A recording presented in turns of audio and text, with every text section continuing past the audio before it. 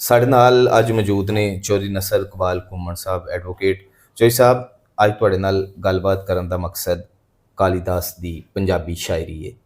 ਤੁਸੀਂ ਇਸ ਗੱਲ ਨੂੰ ਜਾਣਦੇ ਹੋ ਕਿ ਕਾਲੀਦਾਸ ਦੀ ਪੰਜਾਬੀ ਸ਼ਾਇਰੀ ਜਿਹੜੀ ਹੈ ਮਜ਼ਲੂਮ ਤਬਕੇ ਵਾਸਤੇ, ਮਜਬੂਰ ਤਬਕੇ ਵਾਸਤੇ ਬੜੀ ਅਹਿਮ ਸੀ, ਬਲਕਿ ਮਜਬੂਰ ਔਰ ਮਜ਼ਲੂਮ ਤਬਕੇ ਦੀ ਆਵਾਜ਼ ਬਣੀ ਔਰ ਉਹਨਾਂ ਆਪਣੀ ਸ਼ਾਇਰੀ ਦੇ ਵਿੱਚ ਗਰਜ਼ਮੰਦ ਬੇਗਰਜ਼ੀ ਦਾ ਬੜੇ ਅਨੋਖੇ ਅੰਦਾਜ਼ ਦੇ ਵਿੱਚ ਜ਼ਿਕਰ ਕੀਤਾ।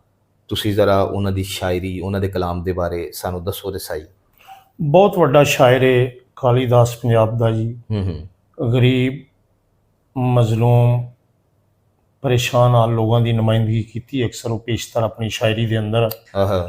ਉਹ ਇੱਕ ਮੇਰੇ ਖਿਆਲ ਦੇ ਮੁਤਾਬਕ ਇੱਕ ਸ਼ੇਰ ਹੈ ਕਾਲੀਦਾਸ ਦਾ, ਸ਼ਾਇਦ ਤੁਹਾਡੀ ਜਿਹੜੀ ਗੁਫ਼ਤਗੂ ਹੈ ਉਹਦਾ ਜਵਾਬ ਇਹਦੇ 'ਚ ਮਿਲ ਜਾਏਗਾ ਉਸ ਸ਼ੇਰ ਦੀ ਸੂਰਤ 'ਚ। ਜੀ ਜੀ। ਕਾਲੀਦਾਸ ਹੀ ਗੱਲ ਕਰਦਾ ਹੈ ਕਿ ਗੈਨ ਗਰਜ਼ ਜਿੱਡਾ ਕੋਈ ਮਰਜ਼ ਨਹੀਂ, ਸਾਰੇ ਆਪਣੀ ਗਰਜ਼ ਨੂੰ ਲੋੜਦੇ ਨੇ, ਗਰਜ਼ ਵਾਸਤੇ ਟੋਕਰੀ ਚੁੱਕਦੇ ਨੇ, ਹੱਥਾਂ ਨਾਲ ਪਿਸ਼ਾਬ ਪੈ ਰੋੜਦੇ ਨੇ, ਤੇ ਗਰਜ਼ ਆਨ ਬਣਦੀ ਜਦੋਂ ਹਾਕਮਾਂ ਤੇ ਹੱਥ ਅਦਨੇ ਅੱਗੇ ਪੈ ਜੋੜਦੇ ਨੇ। ਕਾਲੀਦਾਸ ਕੰਗਾਲ ਦੇ ਲੈਣ ਤਰਲੇ ਜਿਹੜੇ ਆਦਮੀ ਲੱਖ ਕਰੋੜ ਦੇ ਨੇ। ਅੱਜ ਇਸ ਤਰ੍ਹਾਂ ਹੀ ਤਜਮਲ ਸਾਹਿਬ ਲੱਗਦਾ ਹੈ ਕਿ ਕਾਲੀਦਾਸ ਅੱਜ ਦੇ ਹਾਲਾਤ 'ਚ, ਬਲਕਿ ਬਰਸੋਂ ਔਰ ਸਾਲੋਂ ਪਹਿਲੋਂ ਇਹ ਸ਼ਾਇਰੀ ਨਹੀਂ ਕੀਤੀ, ਬਲਕਿ ਅੱਜ ਦੇ ਜਿਹੜੇ ਹਾਲਾਤ ਨੇ ਮੁਆਸ਼ਰੇ ਦੇ ਅੰਦਰ, ਇਹਨਾਂ ਨੂੰ ਮੱਦੇ ਨਜ਼ਰ ਰੱਖਦਿਆਂ ਹੋਇਆਂ ਕਾਲੀਦਾਸ ਨੇ ਸ਼ਾਇਰੀ ਕੀਤੀ ਹੈ।